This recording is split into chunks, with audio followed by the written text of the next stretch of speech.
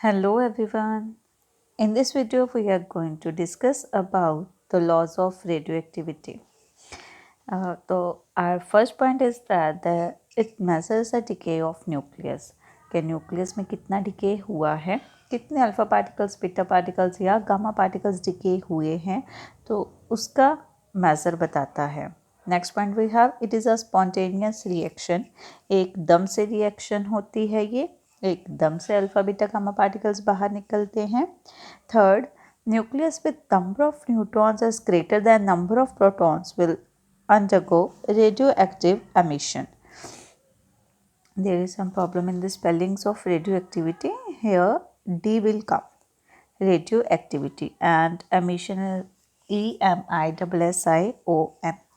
Okay, so if we have number of neutrons is greater than number of neutrons, only then radioactive emission be possible, because at that condition they will unstable if they have number of neutrons more than the number of protons. Next we have half life time. Half life के regarding क्या है, जो हमारे पास nucleus का half period है, this is equals to 0.693 upon lambda.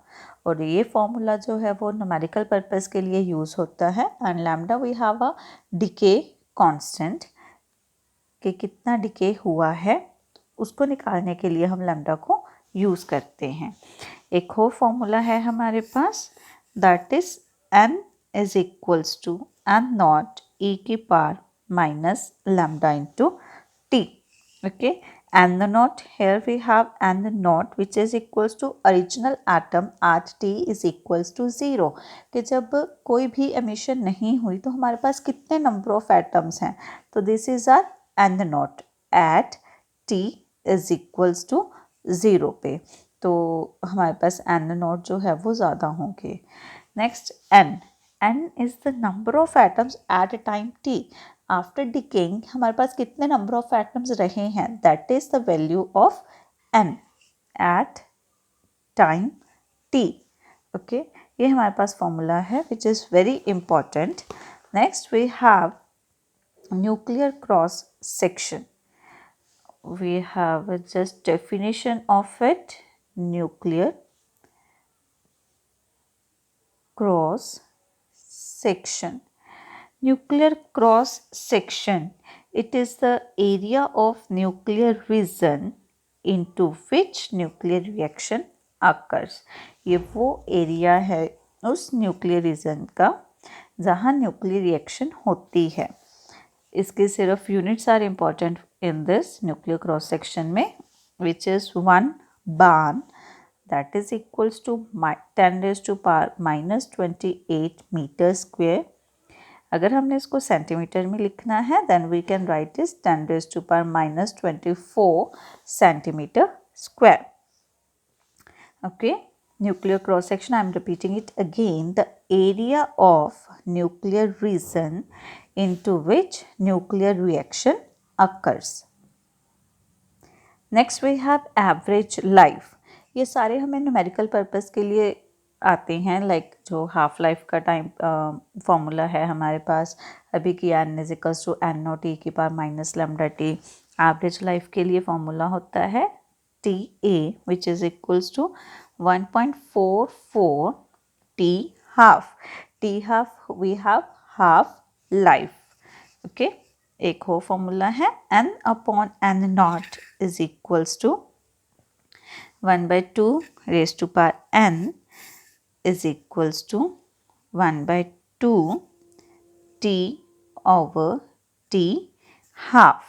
Okay, n जो है here, n we have undecayed atoms and not we have the original number of atoms.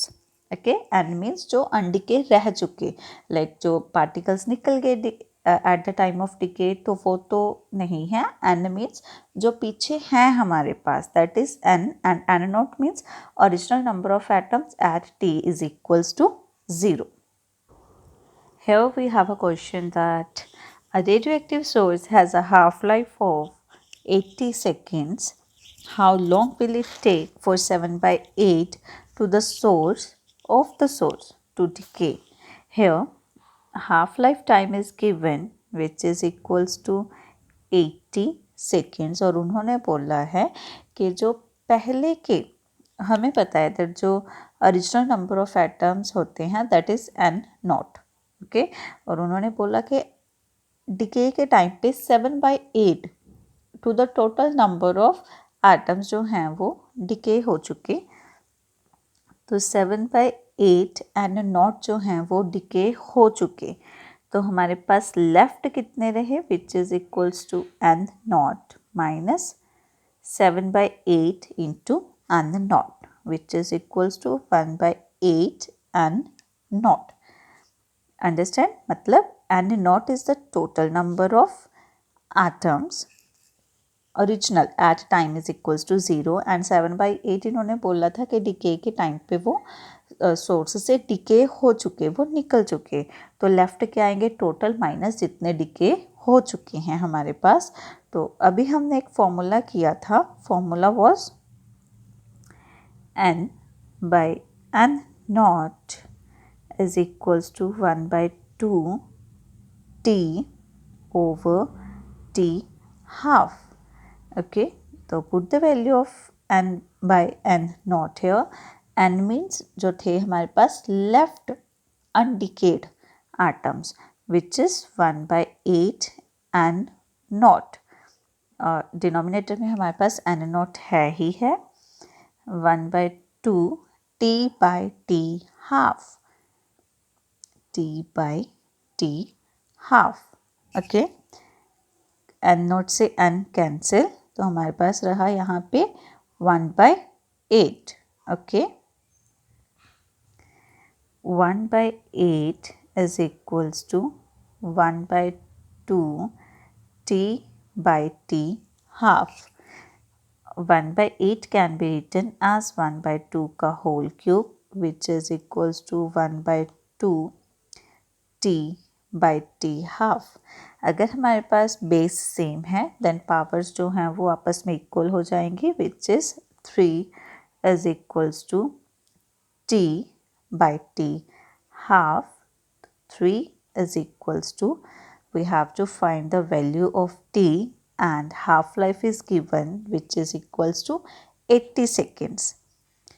Here we have 80 multiplied by 3 which is equals to 240 seconds.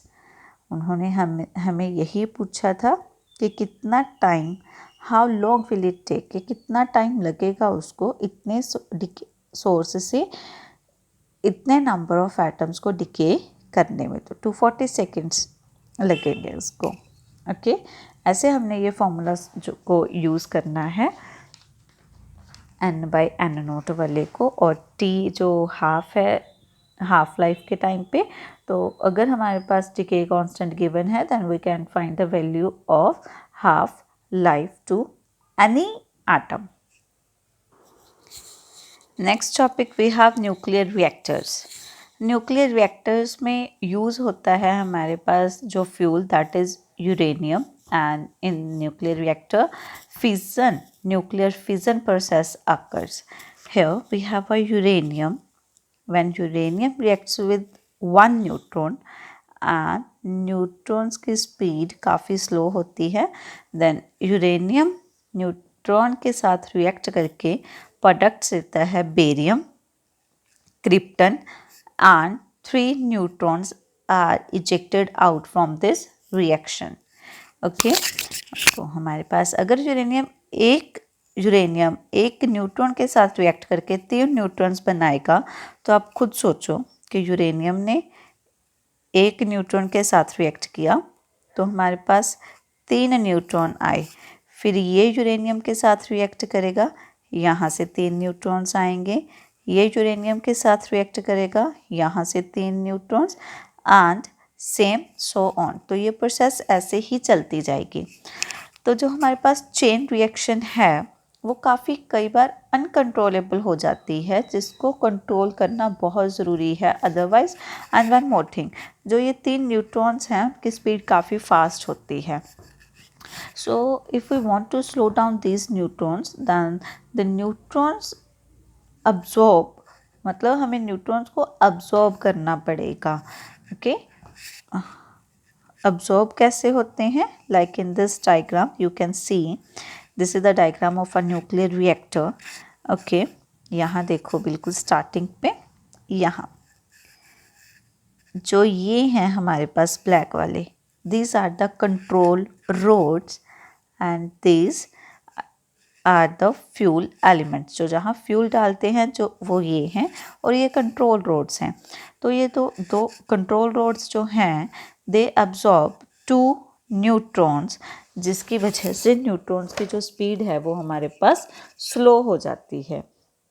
Okay, and अगर हमने neutrons को slow करना है, मतलब if we want to decrease the speed of the neutrons, तो हमें use करना होता है एक मॉडरेटर. ओके, मॉडरेटर या तो हमारे पास कोई हार्ड वाटर हो सकता है, कोई भी ऐसा पार्टिकल होता है which can slow down the neutron. Okay, and the control rods are made up of cadmium. Okay, cadmium से बनी होती हैं कंट्रोल रोड्स.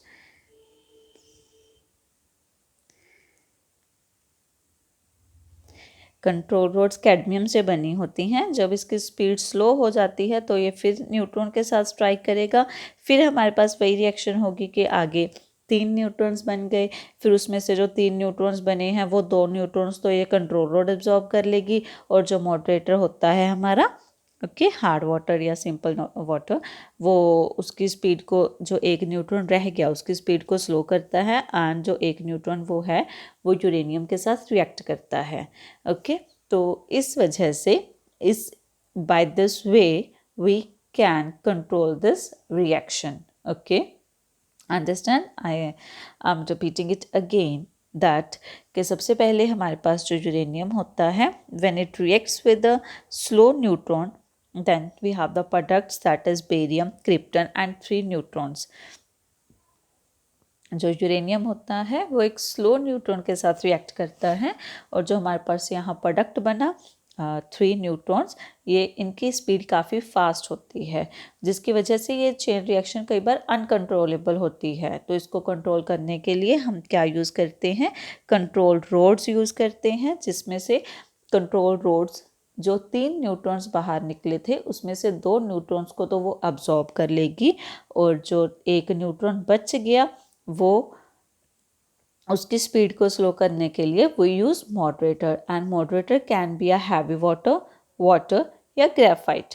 ओके, तो मॉडरेटर से जब वो पास करेगा न्यूट्रॉन तो उसकी स्पीड कम हो जाएगी, और वो फिर एक न्यूट्रॉन एक ही यूरेनियम के पार्टिकल्स के साथ स्ट्राइक करेगा, and after that we use a coolant, that is water, जो कि इस रिएक्शन को कूल करता है हमारे पास.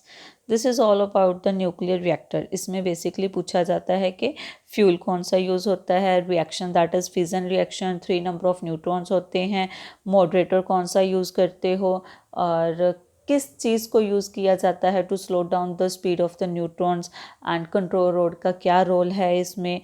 Control rod can absorb 2 number of neutrons here, and coolant is here which can cool the whole process. के सारी रिएक्शन जो है वो फिजन, क्योंकि एनर्जी भी बाहर निकल रही है, जिसकी वजह से ये देखो energy is also ejected from this reaction, के जो रिएक्शन ज़्यादा है कि इसमें ज़्यादा हैवी अमाउंट ऑफ एनर्जी जो है वो बाहर ना निकले, इस वजह से हम कूलेंट को यूज़ करते हैं.